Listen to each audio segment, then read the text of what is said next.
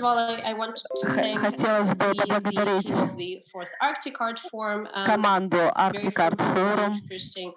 Очень успешное у нас сотрудничество с командой Arctic Art Forum. С Кристиной Драгиной всегда хочется работать, так же, как и с Екатериной Шаровой. И так у нас этот шанс появился. Этот симпозиум является частью очень важного мероприятия, которое происходит на севере России. И на севере Норвегии, также на севере России, на севере Швеции. То есть это такой объединяющий симпозиум. Когда мы обсуждали тему симпозиума, мы хотели акцентировать внимание на процессах в настоящее время пандемии. Это нас стимулирует и усиливает наши способности и выявляет какие-то аспекты, вот именно этот кризис и пандемия. Думаю, одним из очевидных фактов, которых выявила эта пандемия, это то, что мы взаимозависимы, и любой процесс, который мы понимаем как должное, на самом деле взаимосвязан с многими другими процессами и связан с нашим общим будущим. Мы должны относиться к будущему как к нашему общему будущему, который касается всех нас. И вопрос будущего становится очень актуальным. Будущее становится тем, от чего ожидалось такой факт, как продолжение настоящего, но пандемия оказала свое влияние. И вопрос будущего поставлен на повестку дня вновь этой пандемии. И вопрос также в том, как мы можем продлить будущее, так как отсутствие четкого понимания, что происходит в будущем, и ситуация, которая постоянно меняется. Это вот те вопросы, с которыми мы сталкиваемся. Я хотела добавить, что этот симпозиум вместе с Arctic Art Forum, он связан о состоянии нашей планеты, и это также поиск нового языка, визуального, академического.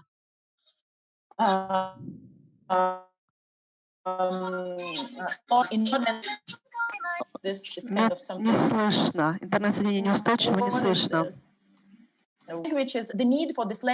Необходимость. Что есть необходимость в новом языке для описания проблематики, новой проблематики сегодняшнего дня, чтобы найти способ привести к когнитивным изменениям того понимания того, как мы существуем. Думаю, что сочетание различных презентаций, которые имеют место во время нашего симпозиума, представляет собой еще один способ или этап по направлению к поиску нового языка, который нам поможет выразить новые рамки проблематики. Думаю, что, знаете, много думаю над исследованиями, которые помогают нам понять условия, в которых мы существуем. И мы пытаемся, как кураторы, как культурные работники культуры, мы работаем над этими проблемами и надеемся, что этот симпозиум поможет нам найти какие-то приемы для того, чтобы переосмыслить наше существование. Для нас очень важно установить общественную платформу, учредить общественную платформу, где может аккумулироваться новые факты, новые знания. Поэтому для нас важно услышать различные мнения из различных дисциплин, чтобы придать наше наш посыл, и чтобы наш посыл был услышан в обществе. Структура симпозиума состоит из 4 исследовательских направлений. Сегодня у нас первая панельная сессия. Она даст нам возможность понять условия существования в различном, в очень важном регионе Земли, это Арктика. Мы будем обсуждать планетарные условия и будем фокусироваться на дискуссии какой-то определенной географии и особенностях истории и текущего состояния Арктики, арктического региона и Крайнего Севера. Мы рассмотрим именно этот регион и можем проецировать какие-то тенденции местных тенденций, традиций на более глобальные процессы, которые происходят сейчас. Мы будем говорить о периферии капитализма, скрытых исторических нарративах, истории различных стран, и как она артикулируется, история страны, определенной страны. Мы также понимаем, что это все применимо к различным странам в мире. Есть мнения, которые не представлены на юге, на севере, в других регионах. Как справляться вот с такими взаимоотношениями власти, структурами власти, которые, чтобы обеспечить возможность каждому высказаться. То мы надеемся, что этим симпозиумом мы сделаем свой вклад в процесс обеспечения возможности для каждого высказаться. Не только в регионе, в северном регионе, но и в мире. И мы бы хотели, чтобы наша дискуссия была более всеохватная, и в нее была включена информация из различных сфер, не только от кураторства, но и от исследователей. Хотелось бы, чтобы высказались люди, которые работают с экологией, то есть различные области знаний. Я думаю, мы можем перейти к началу первой панельной дискуссии и начать представлять наших спикеров. Анна, может быть, вы представите Мадину Тлостанову? Да, конечно. Первая панельная сессия очень важна для нас. Мы будем рассматривать условия и будем устанавливать рамки и, так скажем, более крупную обобщенную картинку того, что мы будем обсуждать дальше. Мы будем рассматривать различные теории, и Мадина — это тот человек, который нам поможет обсудить, рассмотреть определенную проблематику сквозь призму постколониального феминизма, как на примере региона, так и с охватом постсоветской проблематики, структурных процессов, те, которые происходят на планете. Конечно же, можно будет ее сузить до конкретной территории. Выступление Мадины озвучено следующим образом: планетарный кризис как способ изменения будущего Северо-востока в антропоцене. Мадина рада тому, что мы рады, что Мадина выступит на нашем симпозиуме. Мы давно уже, Мадина, следим за вашими публикациями, и мы, конечно же, рады, Мадина, что вы сегодня выступаете на нашем симпозиуме. Мадина — профессор постколониального феминизма на кафедре гендерных исследований в университете Липчопинга в Швеции. И ее тематика исследований связана с космологией, нестабильностью и другими процессами, рассмотрение их сквозь призму искусства, дизайна, философии и социальных наук. Я так думаю. Мадина, передаю вам слово. Мы рады, что вы сегодня здесь, и рады будем слышать вашу презентацию. Спасибо большое, Анна Мария. Спасибо большое за то, что пригласили меня. Для меня это честь. Я не знаю, полностью я соответствую вашим ожиданиям. Я также планирую затронуть некоторые другие аспекты. Я попытаюсь сделать все, что в моих силах. Обычно я структурирую вопросы. Я говорю об аспектах политики, о важности того, что необходимо приносить критику, необходимо критиковать существующие события. Мы должны это принести и сделать нашей природой. Я хотела бы начать с более широкого обзора. Хотела бы поговорить об образном, но в мире хотела бы использовать местоимение «мы». Я бы хотела поговорить о различных формах жизни на планете Земля. И, конечно же, я в курсе того, что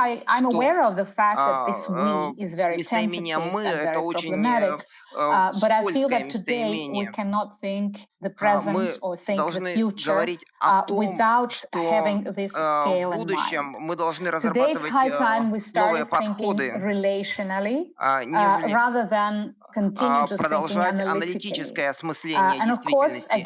Я в курсе, что проще об этом говорить, чем на самом деле совершать какие-то поступки. Когда мы говорим о нашей системе образования, мы видим, что все двигается в противоположном направлении. Сейчас достаточно серьезные проблемы, сложно очень находить ответы на вопросы. И можно интерпретировать эту ситуацию по-разному. Некоторые люди продолжают полагать, что продолжение современных колониальных процессов все еще продолжается. Это люди,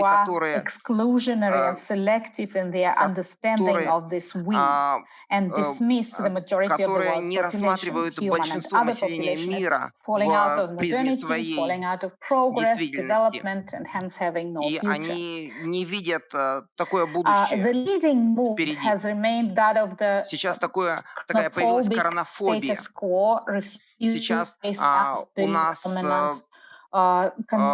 другое состояние осознания. Это новый образ жизни, который сейчас получает все больше и больше развития. Это отрицательная фаза глобализации. Мир у нас свернулся. И колониальность теперь уже не рассматривается как проблема каких-то коренных народов. Сейчас не рассматривается какими-то академическими элитами. Сейчас мы говорим о конфронтации между отдельными людьми. У нас другие люди, которые выходят на сцену, которые понимают сложность всей действительности. И они говорят о том, что вот этот современный колониальный мир сейчас меняются политические институты. У нас появляется новая технологическая действительность и реальность. Да, мы знаем, что в действительности технологии являются ключом к изменению нашего бытия. И Они сейчас нам представляются как именно средства избавления от проблемы. Сейчас многие люди начинают говорить о старых добрых днях, когда сообщество жило своей старой жизнью. Сейчас мы, конечно, предстали перед большим кризисом. Мы стоим перед беспрецедентной глобальной катастрофой, которую нам принесла пандемия COVID-19. И она разрушительная для нашего будущего. Она не менее разрушительна, чем природные катастрофы. Вот эти вот политическая фрагментация, которая сейчас происходит, это как огромный большой конфликт. Дело в том, что вот этот ковид, он невидим. Это как вот, знаете, изменение климата. Он воздействует на нашу жизнь еще быстрее, чем даже технологии воздействуют на нее. Очень сложно кого-то конкретного обвинить в случившемся. Мы здесь достаточно сложно нам определить позицию, кто виноват. Это новая реальность, она для нас общая, для всех на планете. Сейчас мы говорим о том, что будущее у нас не определено. Мы говорим о концепте, когда нам нужно найти ответы, нам нужно говорить о конфронтации, говорить о глобальных движениях, которые у нас возникли, в том числе из-за изменения климата, из-за политических конфликтов. Но более важно, нам подойти к экзистенциональному кризису, говорить о том, что у нас есть поселение людей, которые сейчас живут, и у них нет вообще ощущения будущего. Они не видят этого будущего. Они не понимают, что сейчас начинается, к чему мы сейчас идем. Таким образом, они думают, что то, что в результате у нас получится, будет совсем нелицеприятно. Они сейчас все в неуверенности. И в их памяти сейчас всплывают какие-то события, связанные с болью, с потерей чего-то, что у них было. Сейчас у людей абсолютно смешанные чувства. И таким образом этот кризис ворвался в их жизнь, во многие жизни людей. И сейчас вот этот экзистенциальный кризис, он влияет на все сферы. У нас также многие люди остаются на месте. Сейчас процессы миграции замедлились. COVID-19 crisis has enormously accelerated and intensified this tendency, leaving most of us feeling unsafe and unhome in the most ordinary sense, in previously secure situations, in the family, in our homes, in the streets of our cities, among our friends. Before this crisis, catastrophic capitalism has already renaturalized the war ethics, justifying our collective permanent loss of freedoms under the excuse of fighting the consequences of various catastrophes, natural, geopolitical, technological, and as a result we have this normalization of the state of exception, discussed by many scholars, and often induced by the dual state that has already started turning every citizen into a potential threat, needing to be monitored, and actually that again started much before COVID-19. These factors add to an escalating economic and social unsustainability, defunct politics, Сейчас они подрывают состояние государств. И вот это вот постоянное состояние сейчас вызывает большие конфликты. kind of coronavirus capitalism to follow an economic line. The increased unsettlement includes the post-democratic and post-peace contexts, the commercialization of all spheres of life and its dispensability, the fear to realize the movement of time, that is what is called chronophobia, and the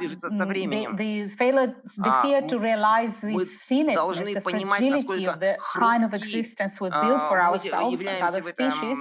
And as a result, мы должны представить себе новый мир. Мы должны начать it's largely, I think, a lacking understanding of interconnectedness of all aspects of the major crisis we inhabit, which is already altering, changing our nature as humans. This is a very interesting topic to discuss.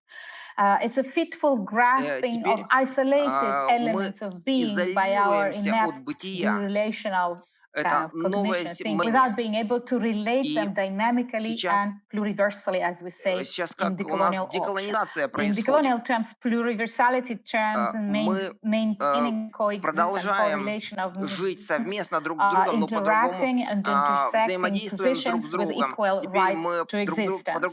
As a concept is linked with pluralism. Образом, у нас один гомогенный мир, который был и представлялся нам единым, это понятие пропадает. Теперь у нас еще выдвигаются на передний план военные конфликты. И примеры из недавнего прошлого нам говорят о том, что нам необходимо искать новые стратегии о том, как в этом меняющемся мире выжить. Сейчас нам нельзя заниматься политической казуистикой и рассматривать это как какое-то исключительное событие. Мы должны вырабатывать стратегию национального выживания как таковую. Мы должны ее очень четко и понятно артикулировать. Сейчас люди предстали перед глобальным вызовом. Мы столкнулись с новой формой неравенства, which are very difficult to implement. A combination of these and other factors that are just very, very briefly sketched has received the trendy name of the Anthropocene, understood mostly as an emergent time after the present geological time, the Holocene, as a designation of the influences of the anthropocentric actions, such as forming climatic, ecological, and environmental systems. And the concept is highly contested, as you know, and criticized from many можем критиковать многие позиции. Euromodern and paradoxically anthropocene, I would say. But in any case, unsettlement, I think, is what it has to offer humans and other species as a current shared pluriversal condition marked by defuturing. We experience it differently depending on our trajectories, privileges, disadvantages, and in the context of the looming fragmentation of the human species that is evidently going to act as a ground for a new dehumanization, I would say, a new cycle of dehumanization. This brings us back to the modern colonial human taxonomy that has been in place for over 500 years now and has not essentially changed in its grading of human life with differential values. The human taxonomization process has now been extended to the human-technology relation, as seen in conflicting notions of the post-human. The horror of what is happening is that our species is now in the initial stages of fragmenting, as several scholars have pointed out. We are becoming a fractured species with a changing ontological nature, and such selection can so easily become decisive of who deserves to survive and which groups of inferior people can be sacrificed. So it's a new looming type of racism that's in the making. And this is a crucial aspect of today's crisis, that the Anthropocene, as a provincial elitist theory of the privileged global north, does not even start to discuss or realize, therefore remaining mostly irrelevant and even, I would say, unethical in the global south, for example, or in places that don't fit both definitions. The present complex crisis has a clear if not the main ecological dimension, as one of the obvious global challenges, which is often described in universalist terms. And it's a big mistake, because environmental challenges cannot have a universal language of description, as they are perceived differently by different human collectives. All the fashionable discussions of sustainability, environmental justice are still largely grounded in the old modern colonial subject-object dichotomy of nature and humans, while desirable ecological models are still based on the preservation of nature for its continuous rational, efficient exploitation by these very same humans. In this model, the Euromodern subject denies his belonging to nature / animality, forgets that he's a technological animal, and not the only technological animal for that matter, thus becoming derelational from the world and reinstating this objectification of nature as an object of externalized observation, of externalized study.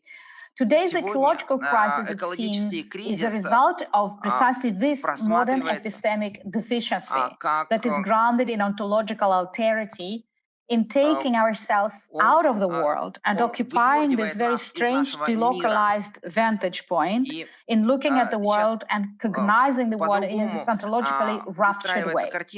Hence, the fatal human loss of proportionate need and consumption, which I think is a very important indicator, a measure that one finds not only in the majority of indigenous cosmologies that never consume more than necessary, economies, ethics, indigenous cosmologies, economists, and ethics, but also interestingly enough, the same we find in other animals, I mean, other than humans.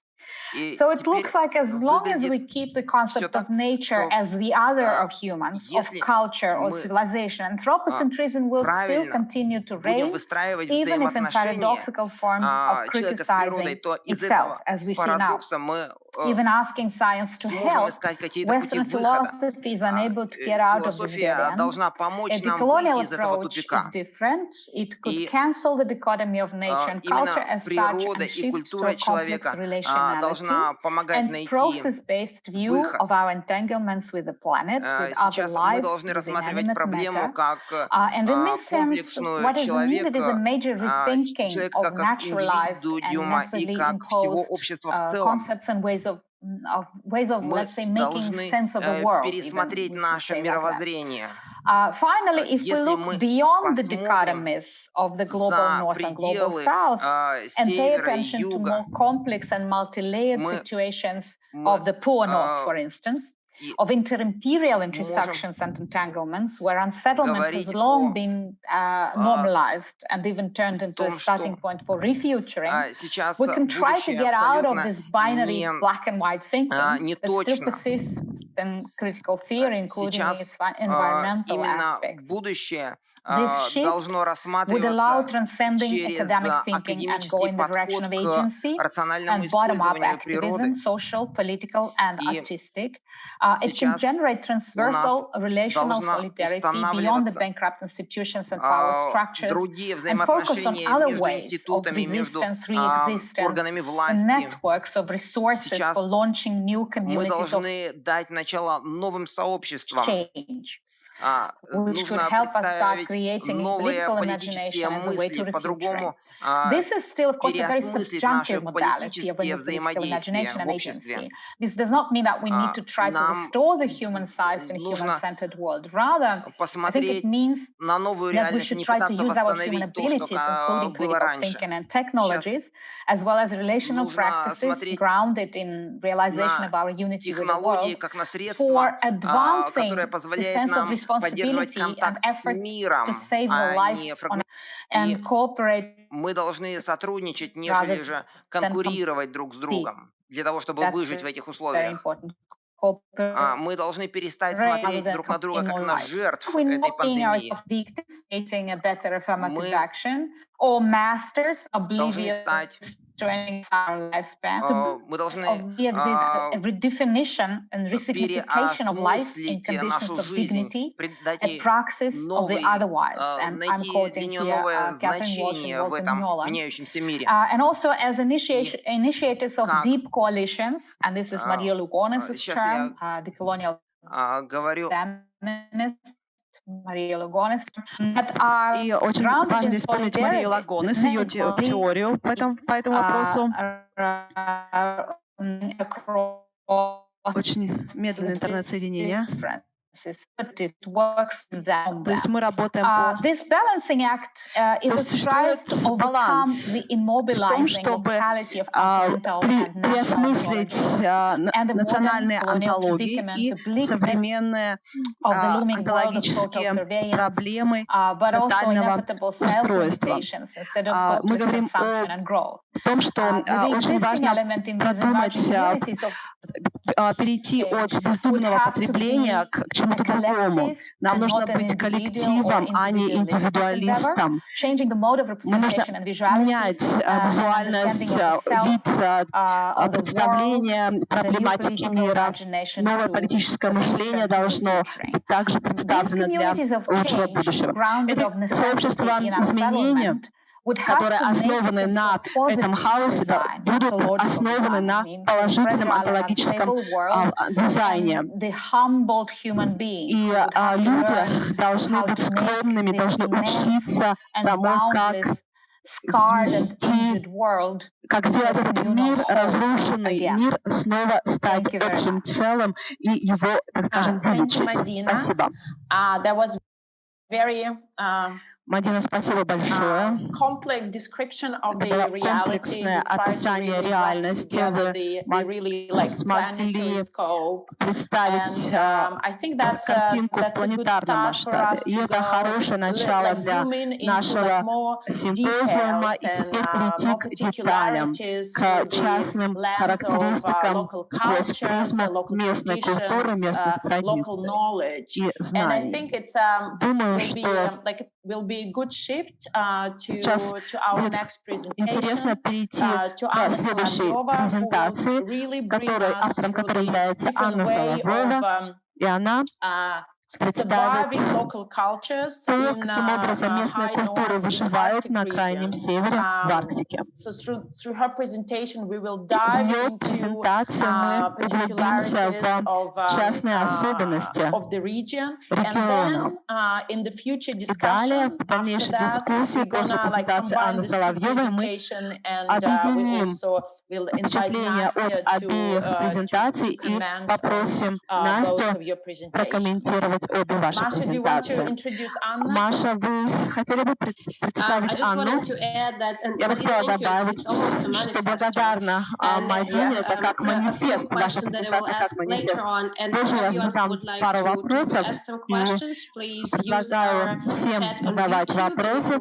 Можно для этого воспользоваться чатом на YouTube-канал. И здесь также мы попытаемся не пропустить ни одного комментария и что вовлечь всех участников нашего сегодняшнего симпозиума в дискуссию. Анна, вы по-русски или по-английски планируете говорить? Как вам удобнее? Анна? Анна? Мы вас не слышим. Пожалуйста, прибавьте звук. Включите звук. Okay, I will just introduce Anna while she's figuring out the technical solution. So Anna Соловьева, представлю Анну Соловьеву, доктор философских наук, профессор кафедры международной истории в Северном Арктическом федеральном университете, расположенном в Архангельске, где мы должны были собраться, если бы не коронавирус. Анна преподает историю в различных в университете культуры в Москве и в Петрозаводске. Она также училась в Миннесоте, Питтсбург, проходила обучение в том университете. Она изучает культурно-историческую динамику, пространство Севера, этнические и межкультурные взаимоотношения на Севере. Также культурная специфика мобильности на Крайнем Севере. Анна даст нам обзор ситуации на севере России и вопросов, связанных с аутентичностью, северным контекстом, то есть примером, на примере северной части России. Анна, вы меня слышите? Я буду говорить по-английски, потому что легче будет для процесса. Мне нужно показать презентацию PowerPoint. Могли бы вы разрешить мне показать мою презентацию? Да, вы видите демонстрацию экрана, и внизу экрана в меню можно включить опцию демонстрации экрана. У Анны нет такой опции. So who should do it? The host. Кто может это сделать? Организатор конференции должен это сделать. Кристина? Yeah, I guess our technical team should be able to. Наверное, наша команда технической поддержки может позволить разрешение Анне показать презентацию с экрана. Тема является «Русский Север» и глобальные процессы. Я буду говорить о примерах наследия и ремесел на европейском севере России. Для меня это кейс для того, чтобы показать разнообразное сообщество и его роль участия в общероссийской культуре. До начала презентации мне нужно объяснить, что севером России я понимаю европейский север России, потому что существуют различные трактовки понятия «русский север». Есть такие мнения, что в этот термин также входит север России на Дальнем Востоке и на север Сибири, но я немножко по-другому отношусь к этому термину. Я его рассматриваю как европейский север России. Он связан со скандинавскими странами, Финляндией. И вот именно в этой сфере я понимаю, в этой связи я понимаю данный термин. Так, я пока не могу показать свою PowerPoint-презентацию. Еще один момент, который я бы хотела упомянуть, это как материальные объекты севера России показывают аутентичность материалов и идею аутентичностью. Это как промежуточная связь между российской и зарубежной культурой. Исторический дискурс, который появился в XIX веке, и он был конструирован. Именно аутентичность русского севера была конструирована как аутентичная культура при сравнении с западной культурой. Мы сочетаем здесь различные символические паттерны и показываем ценности и знания, которые присутствуют на местном уровне. Сейчас это очень фрагментарная практика, то, что люди выражают себя, как люди себя выражают в искусстве, и в коммерческом плане они используют различные виды интерпретации этих символов. Некоторые интерпретации появились во времена Российской империи в начале XX века, а другие интерпретации появились в советский период, особенно в 60-70-е годы XX века, когда русский север стал пониматься как культурный район, регион фольклора и старинных традиций. Другие трактовки появились в 90-е годы XX века, и когда местные символы использовались для активизации в политическом смысле. Русский север понимается в смысле культуры в большей степени, чем в политическом подходе, потому что интерпретация русского севера как севера, где сохранилось древнее наследие, появилась еще в XIX веке. Итак, мои слайды не показываются. Нет, слайды уже можно увидеть на экране. Да, я сейчас покажу свою презентацию.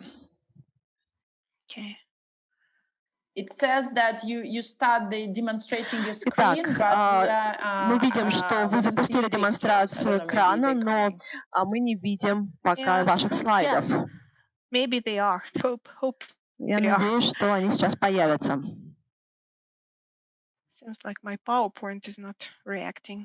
Что-то PowerPoint у меня завис.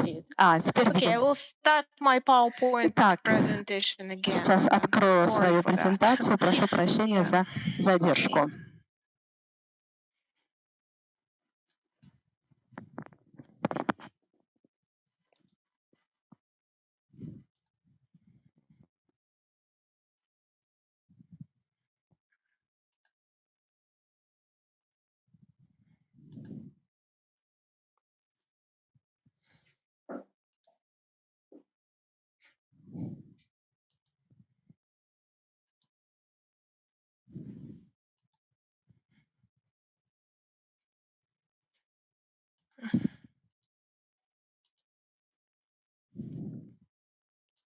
Sorry.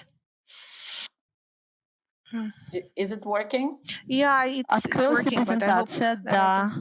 Start it again because for Я some надеюсь, reason it что doesn't открою react. снова по какой-то причине.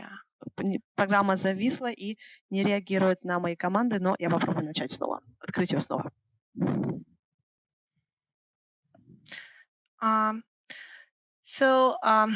As it is starting, I will tell several words about the 19th century, culture development. And it was in the second part of the 19th century that the Russian elites realized that the necessity to create their own national ideologies and national beliefs. So that's exactly in this context when they went to the area of Western Russia to collect different material objects and folklore traditions and to create from them something which would look like the typical great Russians national culture embedded in the pre-Western time, in the areas and in the traditions before Peter the Great reforms that made Russian elites Western. So it was in this context that the northern Russia became the frame for identifying the Russian culture in the Western context. And now it includes the national symbols creation and also the international tourism and souvenir production, which still represents Northern Russian symbols and ideas at the international scene. So also the term Russian North appeared in the late 19th century because before the area was called Pomorye and then the north of Russia, and it had a lot of different other historical namings. And it's interesting that the term appeared as a result of the traveling of the Arkhangelsk area governor Engelgard through the area. He wrote the travel notes in the form of richly and published them in the form of richly illustrated book, which was titled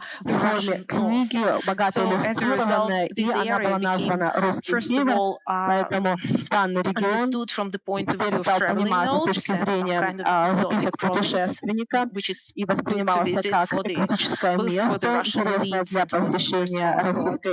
And at the same time, it was the political leader and economical leader who introduced this term as part of the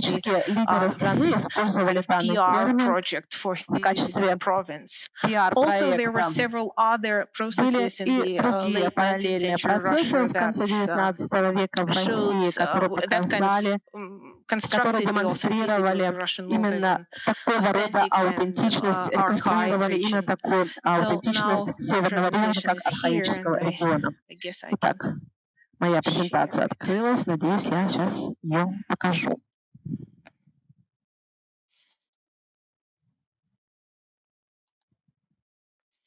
Can you see the presentation? Видите ли вы презентацию мою? Okay, sorry. So my Zoom is not opening. Так, Zoom не открывает мою презентацию. Something is making it.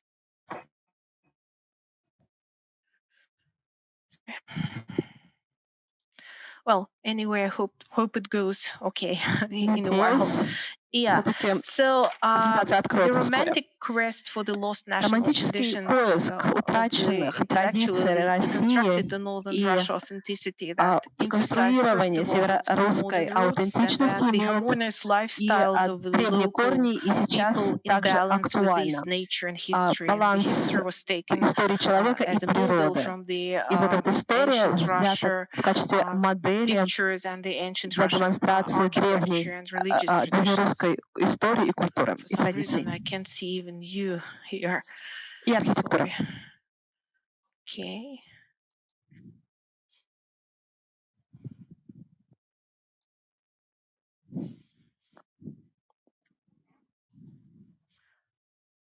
My Zoom doesn't show. Can you see me? Вы можете меня видеть? Вы видите меня? Иногда это происходит. Иногда где-то спрятана презентация за какими-либо... Now I can see you. Попробуйте снова нажать на ссылку. Yeah, can you see my presentation now? Вы видите мою презентацию? Yeah. Да. Something is slowing it all the time, so sorry for that. Что-то замедляет этот процесс, прошу прощения. I stopped here at this slide. На этом слайде остановила свой рассказ. Надеюсь, я сейчас ее покажу.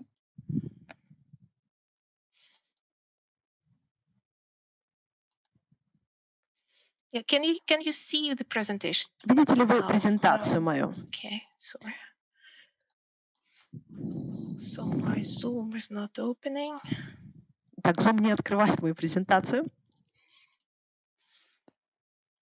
Something is making it.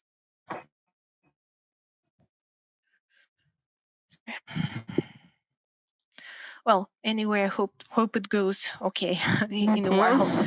Yeah.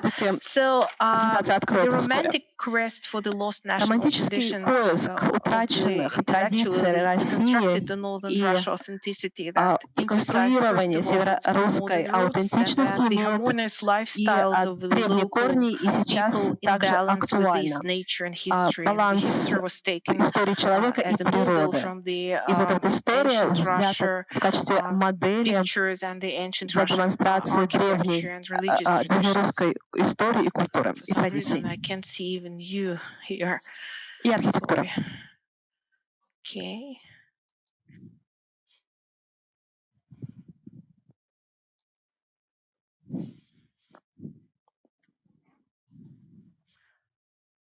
My Zoom doesn't show. Can you see me? Вы можете меня видеть? Вы видите меня? Иногда это происходит. Иногда где-то спрятана презентация за какими-либо... Now I can see you. Попробуйте снова нажать на ссылку.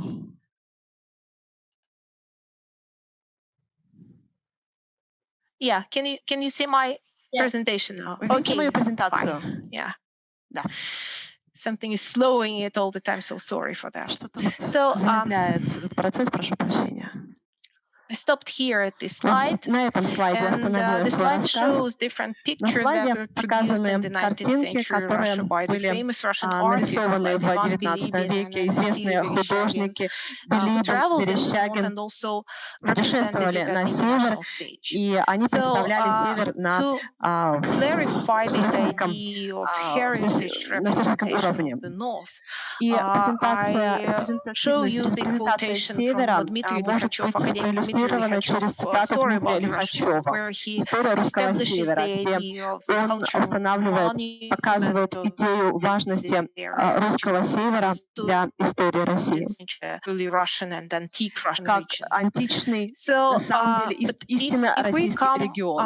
Если обсуждать тему наследия и различных ремесел, то они также имеют место, находятся, используются на севере России, на Русском Севере, и они ассоциируются с сельскохозяйственной жизнью, люди, которые живут близко к природе, занимаются этими ремеслами. И коммерческая ценность артефактов отражает степень, которой артефакт является продуктом той традиции, ноу-хау, которое оно отражает из эстетики и отражение всей картины мира. Я рассматриваю исторические ремесла в качестве объекта своего исследования. Российская империя, во времена Российской империи, до революции и во время советского времени, коммерческая ценность и доходы от продажи сувениров достаточно высокими и стимулировали создание новой промышленной инфраструктуры. На русском языке они называются государственные народные промыслы.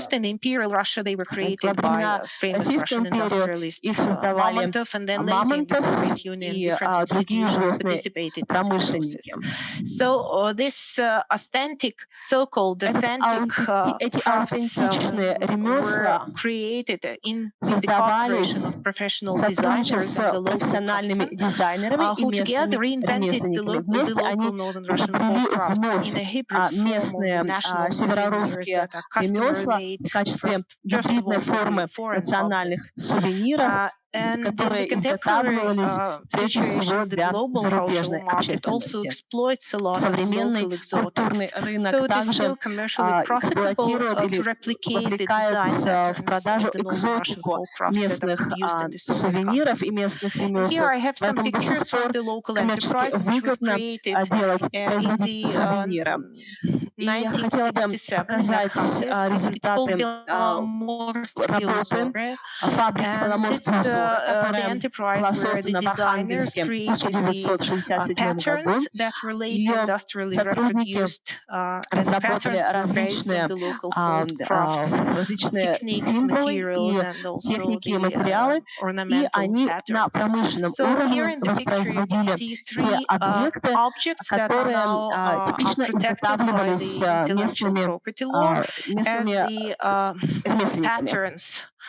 И можно видеть росписи и другие образцы, типичные для Русского Севера. То есть это вот местная фабрика, беломорские узоры. В 70-е годы 20 веке появилось движение восстановления северо-русских ремесел. И именно наследие явилось помощником для людей для того, чтобы воссоздавать произведения, те ремесла, которые постепенно терялись. То есть люди помнили какие-то моменты из детства и формулировали стратегии реконструкции аутентичных этнических культур, и на основе этого создавались образовательные программы. В Архангельской области, в Вологодской области, в Республике Карелия и в Мурманской области. Это движение является функциональным, до сих пор действует, и сейчас есть вопрос переоценки этого движения, насколько аутентично, в какой степени аутентичны эти объекты, эти продукты данных ремесел. Сегодня дискурс аутентичности часто возникает, встречается в тех впечатлениях, которые оставляют как посетители Русского Севера, путешественники на Русский Север, так и местные жители. Поэтому сейчас вопрос не стоит о реальности или оригинальности этого объекта, здесь больше идет акцент на культурную интерпретацию. Сейчас мы наполняем культуру многими новыми значениями и символами. Вот что бы я хотела вам продемонстрировать.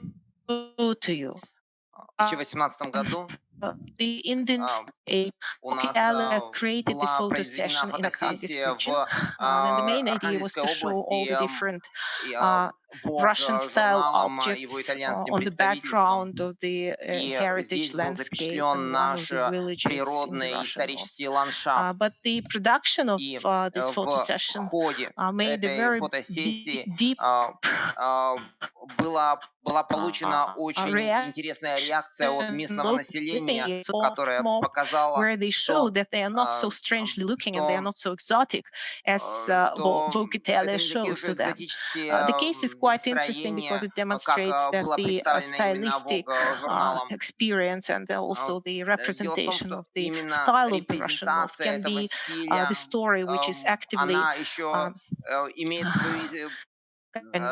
stressing the important narratives and understandings of the way how local cultures look like.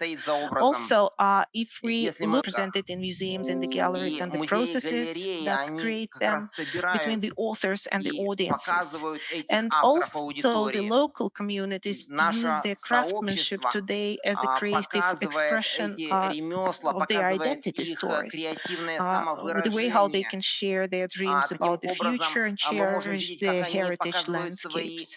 So here are several examples. Well, first of all, so the slide needs to be coming. Yeah. There are a lot of locally produced traditional crafts that are trying to apply the embedded knowledge, for example, about the birch bark container making to different artistic projects, but they are still working in the traditions of the craft that they got from their ancestors. And here are two examples. Alexander Shutikhin is the craftsman from Kotlas who represents the very deep and very artistic knowledge with birch bark as a material. Also, we have an interesting museum of family, Shebelov family in Kargopol, who create Kargopolskaya toys, but also do a lot of different other crafts like birch bark containers where they put their locally produced honey. Then also there is another trend when the landscape is used and the full community is used as the place of creative experiments. And here I can think about the wonderful experience at the Marian Dom in Chakala village, which is very in a very good relations with Arctic Arts Institute, and then there are several projects made there. But what is important here is that they support the multiple cultural experience both of the local communities and also of the artists. In a way, the trend could be called the art of living in the contemporary northern village as a way to understanding different old traditions, the reinterpretation of the past traditions.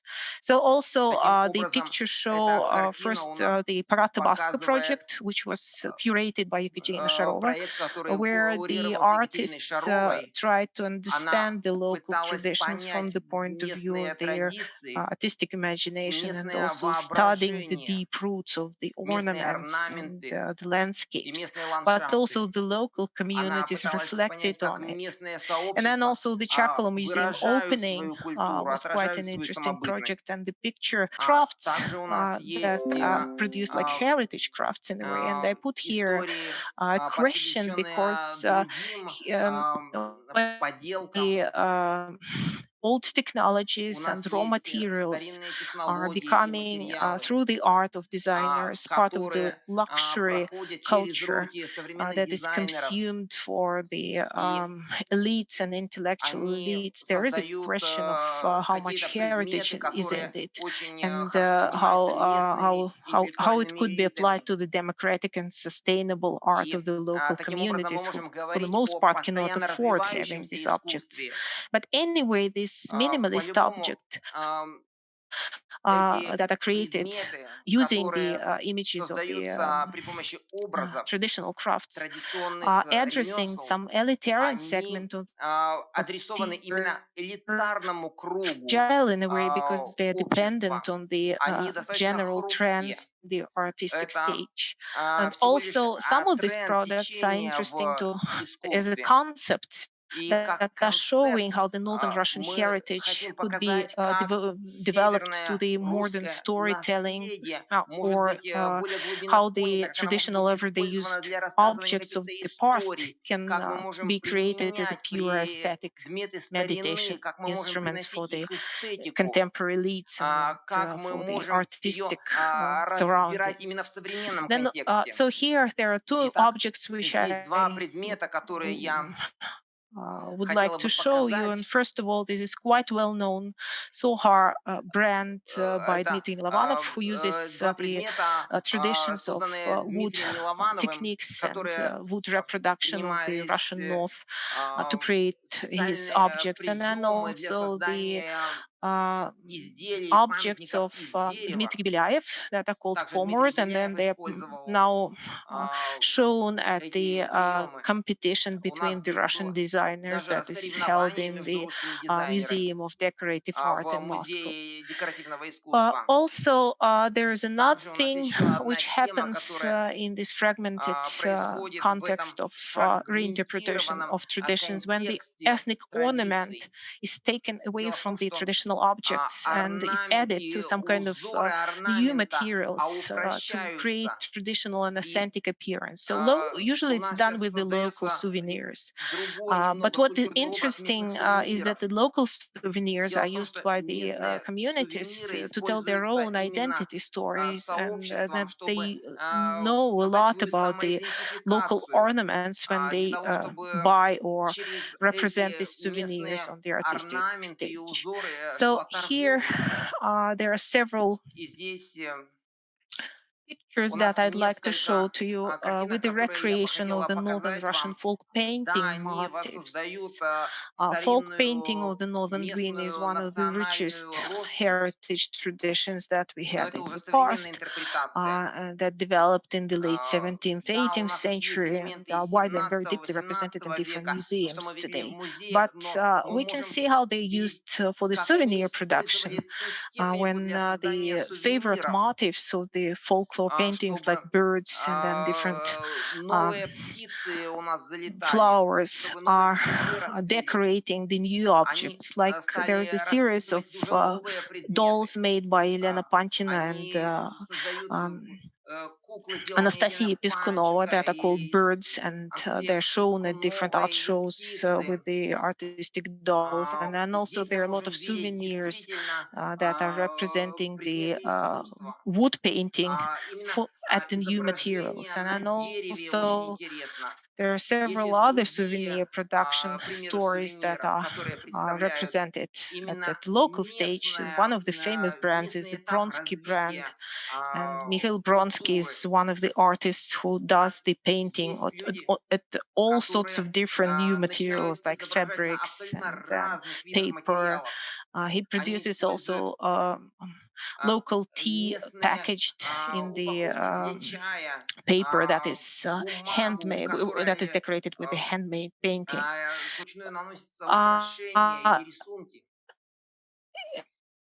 It's also one way the of totality of interpretation of the heritage interpretation that was developed in the late 19th century and applying it to some kind of a new materials and new formats of representing the artistic objects of the Russian North. So as a result, I would like to state that the global cultural state today is something which is called authentic, demonstrates a lot of hybrid features. And the hybridity means the ambivalence and the mimicry. Tourists as artistic as souvenir consumer. In here, and sorry for all the problems that I had with these presentations. I will, I guess you can look at my presentation later. Thank you.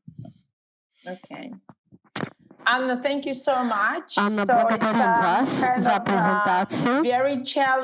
Это очень такое, очень сложная задача объединить видение Мадины Тлостановой и очень практичную, и очень конкретную презентацию Анны Соловьевой с деталями и с использованием местного контекста, местной истории презентации Анны.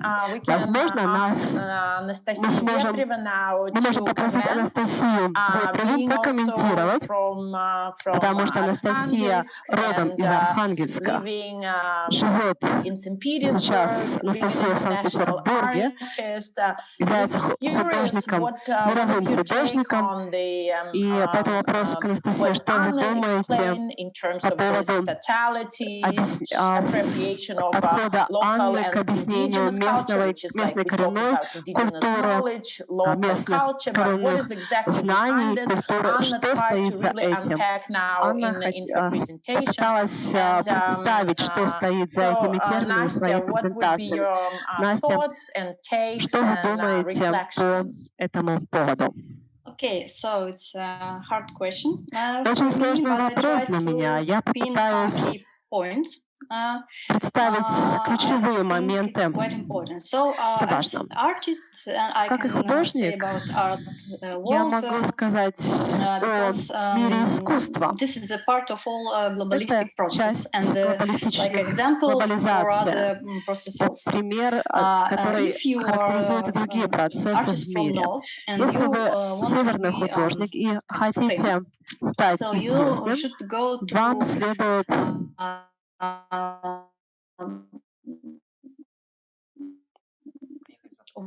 поехать в западные страны и получить помощь от определенных институций и стать частью колониальной системы, чтобы продолжить свою карьеру. Вы, как известный ученый Ломоносов, вам следует уехать из своей северной территории, например, в Санкт-Петербург, и тогда стать частью другого сообщества художника. И вы поймете, как преуспеть в этой сфере. Нужно будет, другими словами, нужно забыть о своем происхождении и обратить внимание на вопросы глобализации, в частности, экологические вопросы, политические. Вам нужно все-таки помнить свое происхождение в сравнении с глобалистичным трендом, потому что очень выгодно для вас быть из какой-то неизвестной, интересной страны. Вы будете более интересны для других художников. Это второй способ. То есть, в принципе, два способа существуют для того, чтобы стать успешным. Если вы хотите представить свою территорию, свою малую родину на мировом уровне другим художникам, то это может быть сделано следующим образом. Есть опасность в том, когда художники становятся как бы пародией при выражении локальности локальных характеристик своего региона. Поэтому, конечно же, сложнее объединить знания локального уровня с глобальными вопросами.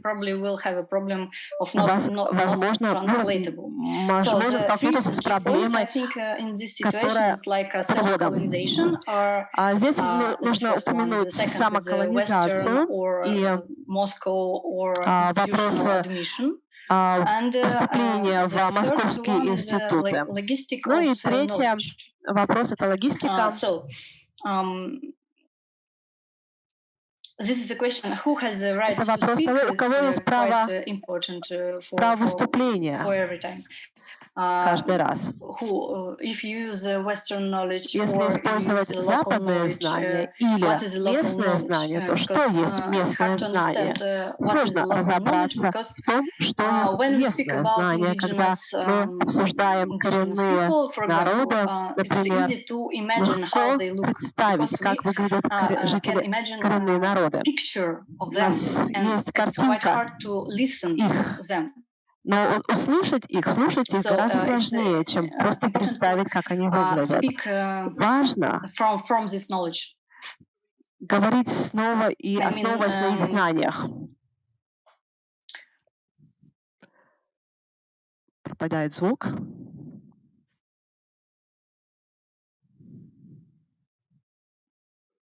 Выступающего не слышно. Думаю, важно в этой ситуации, если вы художник местного уровня, и вы не продуцируете свое знание своего Извините, я потеряла мысль. Do you feel, Настя, that in a way that if you're a local artist reproducing считаете local ли вы, context, что you put если вы yourself in a very time framework as an художник из отдаленного региона, то строите свои произведения и используете ли вы какие-то категории для классификации своих произведений, для того, чтобы продолжить обсуждение? У нас много примеров того, for example, art of art is so much examples of a theory of indigenous people. So the theory and the discourse that they can produce by themselves. So we rather will use knowledge because when we speak about indigenous people, for example, it's easy to imagine how they look because we can imagine a picture of them, and it's quite hard to listen to them. Но услышать их гораздо сложнее, чем просто представить, как они выглядят. Важно говорить снова и основываясь на их знаниях. Пропадает звук.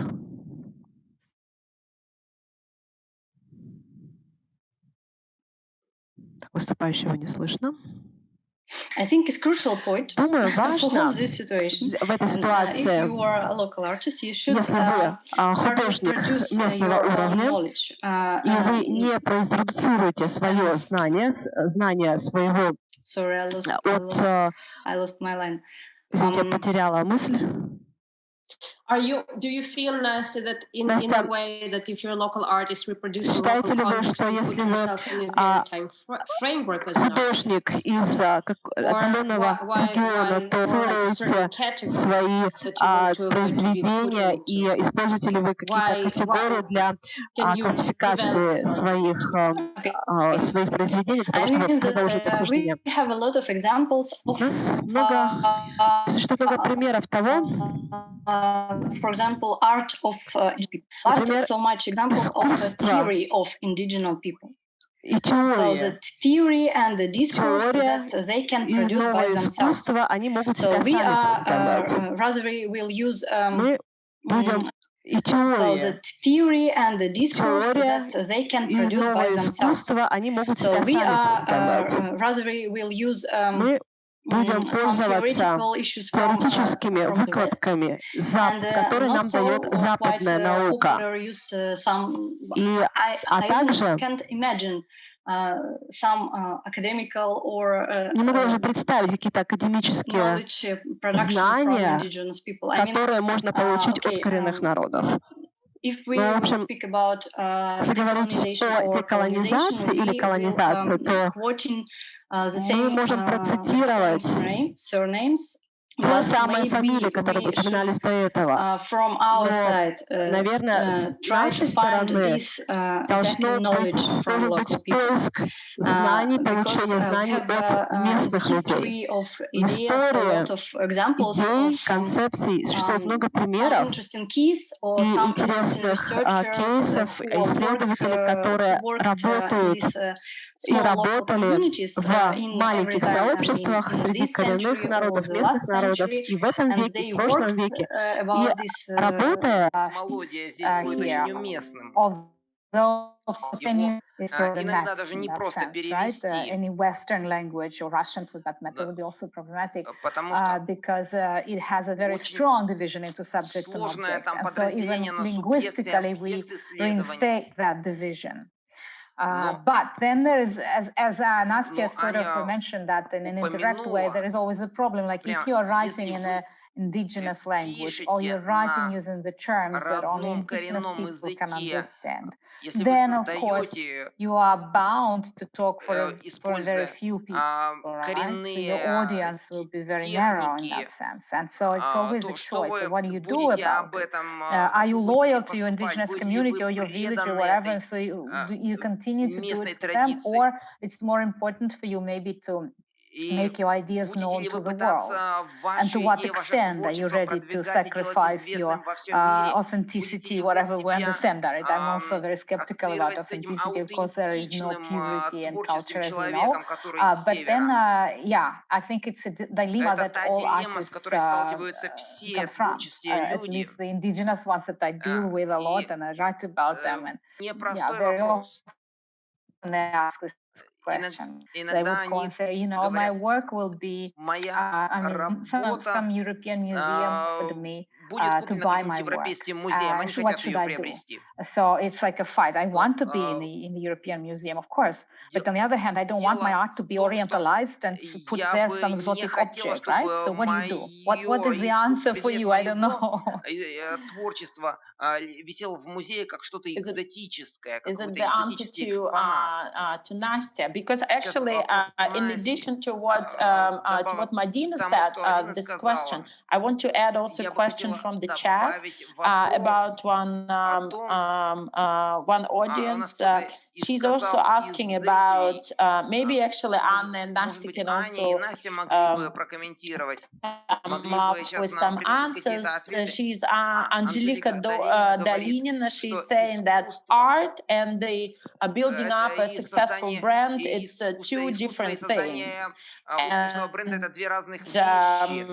Nastya, what kind of creative process you're talking about? I mean about locality and art that we have a lot of artists. So art is not some sacrificed sphere. It's kind of a lot of bureaucracy and a lot of capitalistic ways of production things. And art exists as other spheres also. And when I said about locality, I mean that so if you just move to Berlin, where a lot of artists that work with a lot of interesting, and you want to be something different from them. So you want to be in the Western Museum. So you want to sell your work and take money from Western countries and return back them with your country. And you use your locality. It's quite kind of problem for me also. So how to represent this locality? So I'm from north from Archangельsk, but I live in St. Petersburg. So I can be in the same time St. Petersburg artist and the Archangельsk artist. It's quite profitable for me. So in their cases, when somebody needs some local artist, it's easy for them to take me. But the right way for them to go to the northern cities and find artists there. But from with artists from there, we have a lot of problems. Because they, I don't know, they may be afraid to be something different. And sometimes they and me also, when I travel through Europe and trying to make exhibition there, this problem of self-colonization, I try to be easy, I don't know, because this problem of non-translatable is the same problem like for problem issues of inclusive, how to be translatable and how to help other persons to understand you. It's hard, and you, I don't know, try to make a lot of translations. You use your own language. You use your, I don't know, language of your parents, other international language, and in every time you lose something. And this is the problem. I don't know how to. Yeah, I think Madina put her life into trying to find this language, especially in the book How to be Post-Soviet. And I have also a question to Madina about the term community of new communities of change. So can you please maybe, I mean, you sort of gave us some clues about the features of these new communities of change, but can you maybe elaborate a little bit more? What do you mean by that? And maybe come up with some examples. Yeah, it's a very good question. It's actually a work in progress. I'm writing a work now where I elaborate more on that, but it's very good that you're asking because it also triggers my thinking. Actually, I started from my collaboration with Tony Fry, who is a very famous design theorist from Australia, and my next book is co-authored with him, and it will be out in 2 weeks or in 2 weeks. And in this book, we reflect on this concept that Tony also started working on in both in his research, but also in his activity as a designer, a design theorist, critical design thinker, I would say, philosopher of design. So this community of change, it's not something authentic. It's not an indigenous community in an ethnic sense or ethnic cultural sense. It's a mixture. It's a creolization of many things, I would say. Yeah, because it presupposes, of course, some local people, not necessarily indigenous, but maybe some local people who just lived there for decades, or maybe not for decades, but for whom this particular space is important. Also some researchers, thinkers, activists, artists, designers, and this community is a very unstable thing. It's processual, right? It's more like an event in this kind of classical post-Marxist sense, and it's meant to deal with particular problems, for example, problems of unsettlement. Imagine, for instance, there is a city that needs to be moved because in the coming decades it will be flooded by the ocean, right? And so in this community of change would consist of people who know what can be done in this case, like scientists, but not only scientists, but also local people who've lived there, as I said, for centuries, and for whom a lot more is at stake. So it's not like scientists come and tell them what to do, but it's more a collaborative process, a dialogue, and also a long set of actions. Right, and we argue also that the university as an institution has to cope because it's a very colonial institution, and it gives people this detached knowledge that nobody can use and be relational, because it's put into the small disciplines. And instead of that, it's important to have an urmadic university, as Tony Fry calls it, meaning that people who think together, they go actually to the place where the problem is. And they live there and they communicate and collaborate and then listen to these indigenous people and local people and artists and activists and all stakeholders. I hate the word, but yes, stakeholders, to discuss what can be done and decide it together. So, I mean, it's not an ethnic community. It's a very mixed community of people with different views, but people with open heads, so to say, that are ready to listen to each other and work together. And I know that it sounds very utopian, but I'm afraid that in the future this is what we'll all have to deal with. I don't believe in the state. I don't believe in political institutions that I think most of them are blessed from the 20th century. They're just not working.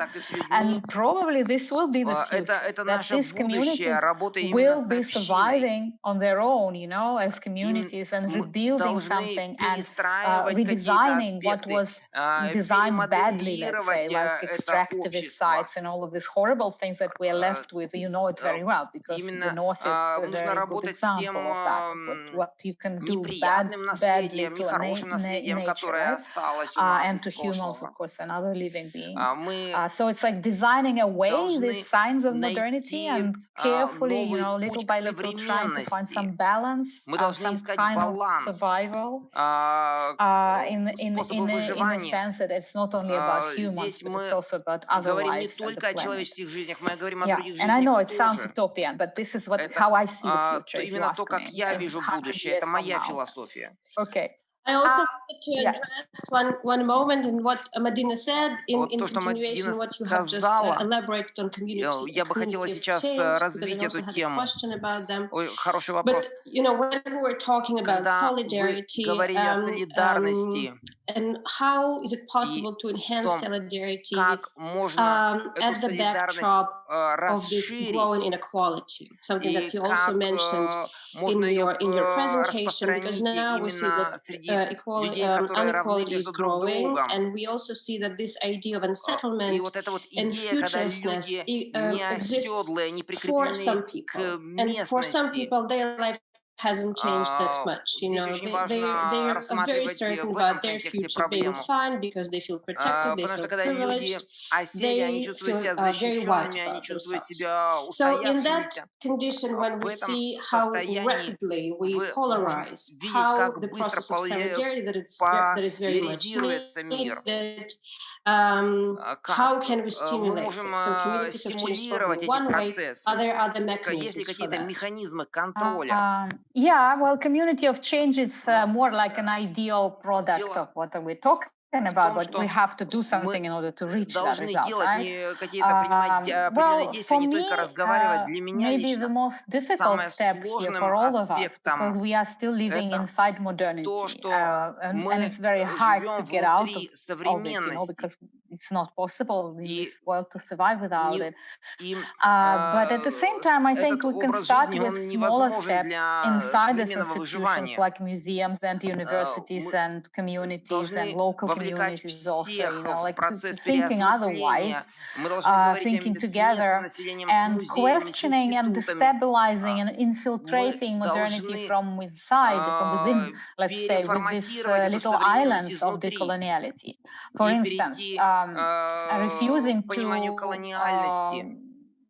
to act as rivals to each other, because this is what modernity is grounded in. Like it's agonistics. You have to always compete with everybody, right? And this is what is ingrained so deeply in our minds, and this is unfortunately also something that prevents the small communities, local or communities of change, or any critical communities, let's say, from this solidarity and from these connections, because instead of that, they're competing for some resources, they're competing for some charity, right?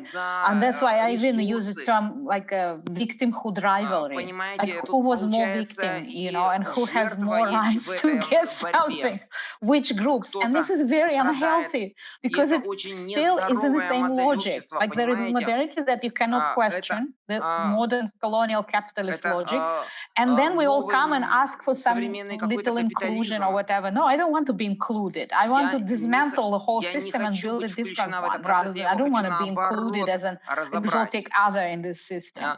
And as long as we continue playing this game, of course, nothing is going to change, right? I mean, in my area of feminism, I do a lot of projects grounded in this.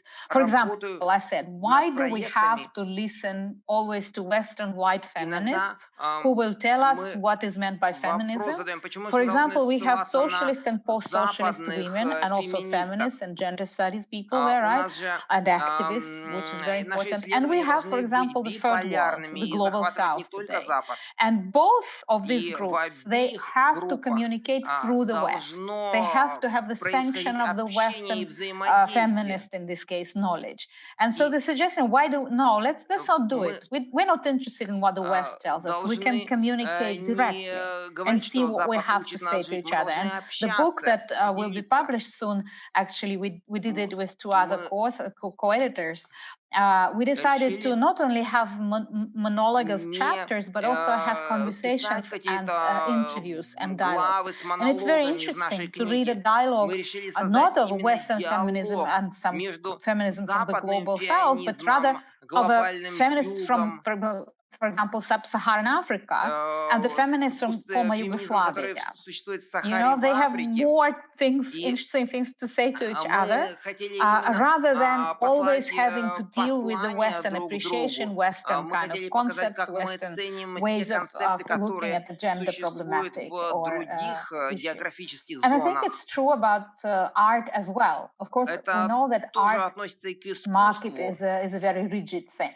So it's true what Nastya said. You have to self-orientalize, I would say, right? You have to sell yourself as a new post-colonial goods, intellectual or artistic goods in this sense. But you can do it with a tongue-in-cheek, you know? You can do it ironically. You can do it actually making fun of the whole thing, and that's what many artists do, right?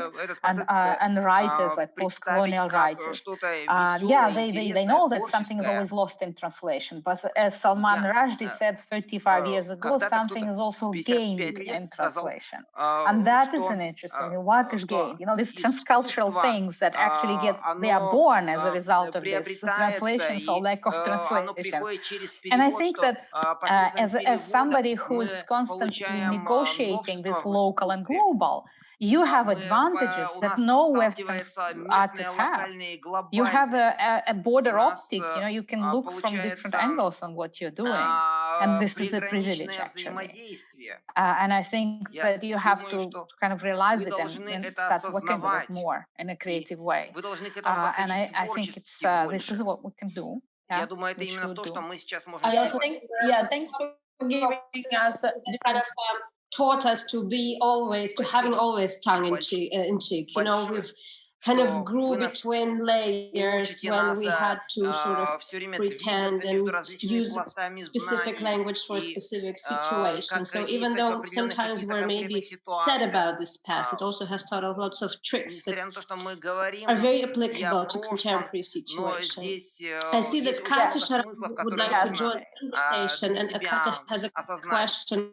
Katya, jump in, please, and Катя хотела бы задать вопрос, и Катя, покажитесь. Это Шарова, покажитесь. И, пожалуйста, включите звук. Вы меня слышите? Да. Очень рада, что все работает, потому что технические сложности очень... скажем, даже иногда очень много доставляют проблем. Я очень, конечно, рада видеть здесь знакомые лица. И это отличная возможность для нас, Arctic Art Forum, сотрудничать с кураторами из других регионов и стран. Для нас это очень хорошая возможность начать диалог с другими кураторами. Хотела бы прокомментировать по поводу двух моментов.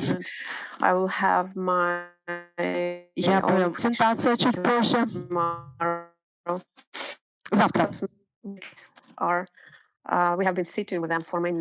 Мы по этой теме работаем уже очень много лет. Хотела бы прокомментировать то, что сказала Мадина о белофеминистках, которые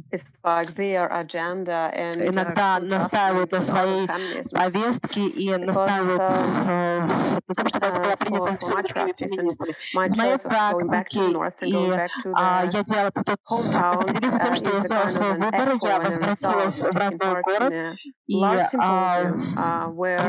принимала участие в крупных симпозиумах, и у меня были точно те же ощущения, о которых говорила Мадина. Это было в 2014 году. Во время первого симпозиума были российские феминистки, которые принимали участие, и американские феминистки. И принимая участие в организации симпозиума, я видела эти невидимые связи. Их невозможно разглядеть сразу, потому что они скрыты, они не транслируются в СМИ. СМИ освещают эти моменты абсолютно в другом ключе. Также мне кажется интересным, каким образом американский феминизм и представители искусства общаются с российскими феминистками и представителями искусства. Это достаточно сложно, как бы я назвала характеризовала этот процесс. С тех пор прошло некоторое время, я бы хотела прокомментировать выступление Анастасии. Я работала на Севере в нескольких сферах, в основном в северных странах.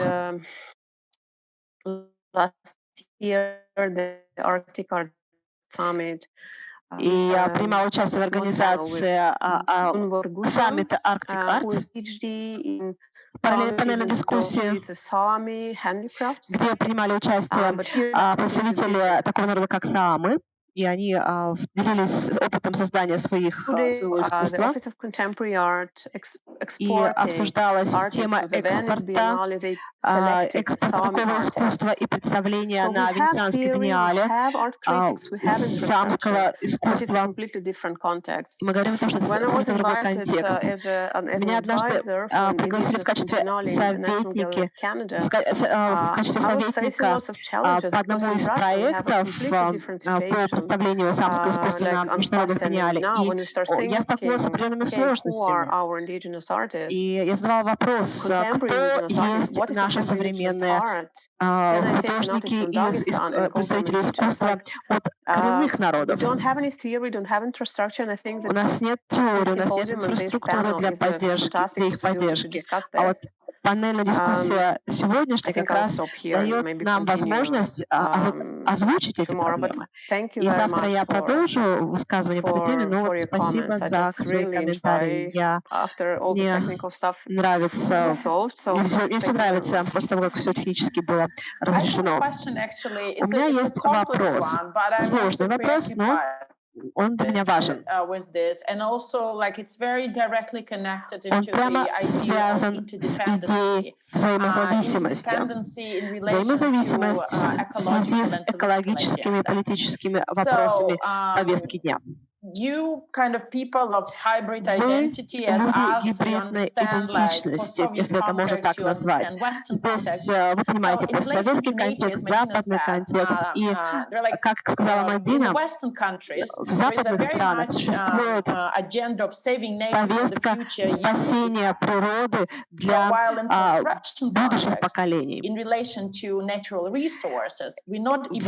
Если говорить о постсоветском пространстве, то мы, в принципе, этих вопросов не поднимаем. И есть понимание, есть экологические активисты определенного толка, есть дискурс обсуждения экологических проблем субкультуры. Мой вопрос следующий. Или предложение подумать вместе над следующим положением.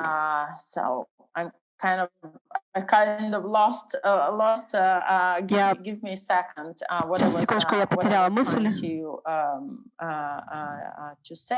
So basically, yes, so there is no even understanding about this idea of saving nature, because we have a lot of this in Russia, and there is and it's always like there is no end of this somehow. There is no end of resources. And that's, I guess, also также есть понимание, такое мнение в России, что не закончатся ресурсы никогда, они неистощимы. Это, наверное, наследие советского времени, потому что не было альтернативного экологического дискурса в те времена. Что происходит сейчас? Это отсутствие понимания на политическом уровне, на экономическом уровне этой проблемы. Проблема истощимости ресурсов не понимается на этих уровнях. Мне просто интересно, вот что вы думаете может изменить это устоявшееся мнение Может быть, для того, чтобы описать сложную экологическую повестку дня, которая стоит перед Россией. Я бы не сказала, что это отсутствие знаний. Я думаю, что это безразличность и безрассудство, и отсутствие заботы о природе. Есть политическая элита привилегированная, и они абсолютно не безразличны к тому, что происходит в окружающей среде, в экологии. Когда мы планировали этот симпозиум, мы хотели обсудить эту тему, то, что Север рассматривается элитой как территория освоения, от которой только что-то получается, но ничего не отдается взамен. Это примером может быть лес, нефть, газ и вопрос шиеса тоже, политики экологической. Конечно же, в основном отсутствие заботы об экологии Севера. В принципе, сейчас есть опасность перевести наш диалог в политическое измерение, поэтому хотела бы на этом остановиться. Да, я бы хотела просто узнать, как начать обсуждение этого вопроса. Это глубоко основан в какой-то традиции, связанной с культурой и природой. Нет развлечения, дифференциации между природой и культурой. Считаете ли вы, что в советское время эта традиция взаимосвязи культуры и природы была абсолютно забыта и уничтожена? И связь людей с природой просто была утрачена, и люди перестали понимать, что они должны заботиться об окружающей среде. То есть хотела бы услышать ваше мнение. I also have several comments to make, both about the questions that were given to Anastasia and also about your question. But I will start from your question. I think it's not very much about the physical unsettlement, physical displacement, but a lot about the cultural displacement and unsettlement, because in the Soviet time, the people framed themselves more in the broader national discourse of understanding economical relations, and especially if you look at the areas that were traditionally Russian and didn't have any kind of alternative ethnic identity that could be used as additional to understanding the locality, sustainability, and so on. So as a result, now we see the areas, like the area where I live when I'm vacationing in the village, where people are settled culturally. Look at the modern surroundings, with modern buildings built in the 70s, the Soviet Union, something which is victimizing them. But in the 70s, that they all wanted to move into the new buildings from the old Russian wooden houses. They understood it as something like privilege for them to be part of the modern development of the villages. So this unsettlement is a process that actually is a term which I really like a lot from the Madina's talk, because it's actually studied from the point of view of the process. And then I can think about the case that demonstrates the new community building in villages, and people are involved in the processes of reconstruction of the wooden monuments, like wooden churches, chapels, houses. And this is a really interesting process to look after, because artists and people from outside, like researchers, are usually starting this project, and then there are some community members who would like to participate, and then also a lot of community members who are for a long time ignorant about that. But then the process starts as a community process, and it's more kind of an artistic общественный процесс и художественный процесс, или религиозный, или идеологический. Это вот небольшие шаги, которые позволяют увидеть новый нарратив, новое наследие, которое перекликается с прошлым наследием. И таким образом строится новое сообщество. Я вижу этот процесс в различных, что он происходит в различных деревнях Русского Севера. Люди начинают какие-то производить новые проекты искусства, как в деревне Родина, Гора, Чакала и другие. Концепция сообщества перемен может быть применена в этой дискуссии. Искусство становится зачинателем бренда. И в современном российском контексте это очень важный инструмент изменений. Мнение местных жителей или значимость местных жителей тем самым представляется на более широком уровне, на более высоком уровне и для более широкой публики. Things that are manufactured mass in the Soviet context and советском эпоху очень много было штампованных продуктов массового производства, и они в том числе использовали образцы, которые давали традиционные ремесла. И также эти традиции могут быть транслированы на международном уровне. И тем самым на международном уровне создается полифония голосов или репрезентаций различных местных сообществ местного уровня. Поэтому с точки зрения западного дискурса это как раз аутентичность.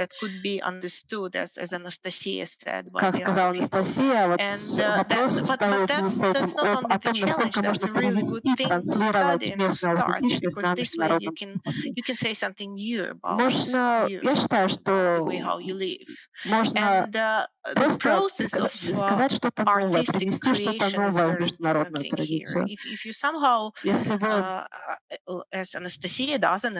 как, например, Анастасия, она как художник, как представитель творческой профессии, делает свой вклад в развитие искусства, показывает, как она работает с произведениями искусства, то это помогает понять, как искусство основывается на местном аспекте, на местных традициях. Это универсальный язык. Можно назвать, что вот в современном дискурсе искусство — это современный язык. Конечно, колонизация местного знания достаточно часто встречается, является типичным процессом для современного искусства. Есть ли еще комментарии или вопросы по нашей теме сегодня?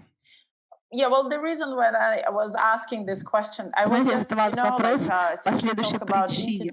Мы говорим о взаимозависимости. Я думаю, что российский регион, как постсоветский регион, должен рассматривать этот важный вопрос более серьезно, вот эту вот взаимозависимость с природой, чтобы понять, как это работает, как работает экологическая наука, наука об окружающей среде, как она развивается.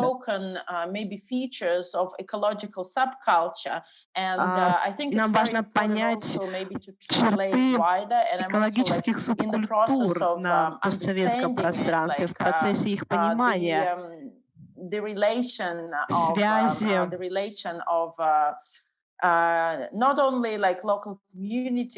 только взаимосвязи, которые устанавливаются не только между местными сообществами, но и между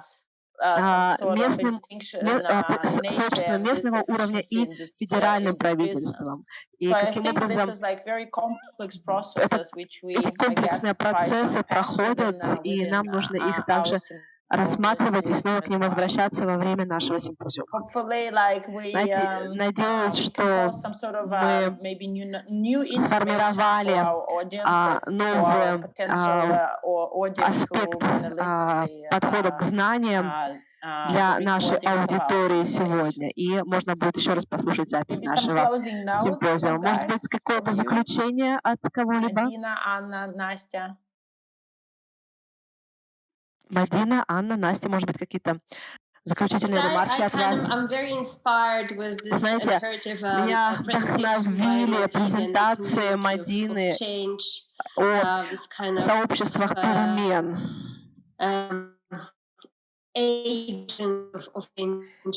И о процессах, которые порождают изменения в мире. Уже многие личности продвигают изменения как на местном уровне, так и на международном уровне. И это часть этого движения внесения изменений в текущую ситуацию. Продвижение знаний на стыке разных областей, которые живут на границах северных стран.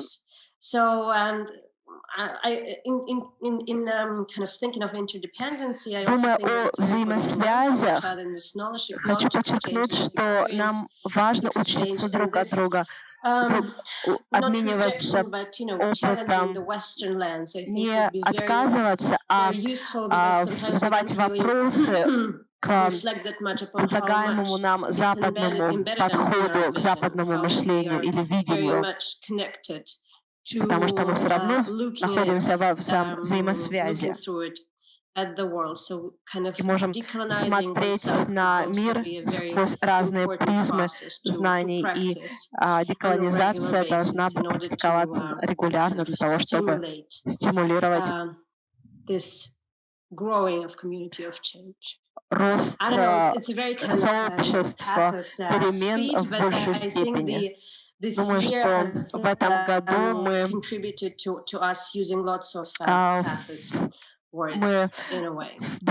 столкнулись с необходимостью переосмысления, и этот пафос этого года в том, что нам самим пришлось поменяться.